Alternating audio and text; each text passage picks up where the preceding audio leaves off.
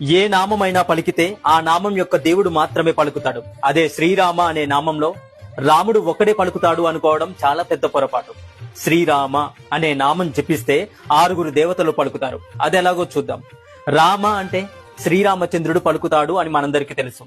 రామ అనే నామం పలికిన చోట, ఉన్న చోట అందరికన్నా ముందర వచ్చి ఆ నామాన్ని విని ఆనందించేది నిస్సందేహంగా స్వామి హనుమంతుడే.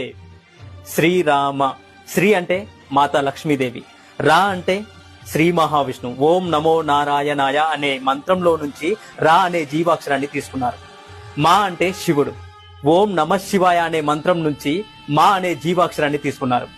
శివుడు హనుమంతుడి రూపంలో ఈ భూలోకానికి రాముడికి సేవ చేయడం కోసం వస్తున్నప్పుడు మాతా పార్వతీదేవి నాకు కూడా ఆ అదృష్టం కావాలి అని అడిగిందట. అప్పుడు శివుడు ఇలా అన్నాడట, ఈ అవతారంలో హనుమంతుడు బ్రహ్మచర్యాన్ని పఠిస్తాడు కాబట్టి నిన్ను తీసుకువెళ్లడం కుదరదు దేవి పార్వతి అని అన్నాడు మహాదేవుడు. అప్పుడు మాతా పార్వతీదేవి, అయితే నేను మీ తోక రూపంలో వస్తాను అని హనుమంతుడి తోకలో ప్రవేశించిందట మాతా పార్వతీదేవి. మరి రామ అన్నప్పుడు హనుమంతుడు వస్తే మాతా పార్వతీదేవి కూడా వచ్చింది కదా. శ్రీరాముడు, హనుమంతుడు, లక్ష్మీదేవి, శ్రీ మహావిష్ణువు, శివుడు, మాతా పార్వతీదేవి ఒక్క నామం పలికితే ఈ 6 దేవతలు వచ్చి ఆశీర్వదిస్తారు. అందుకు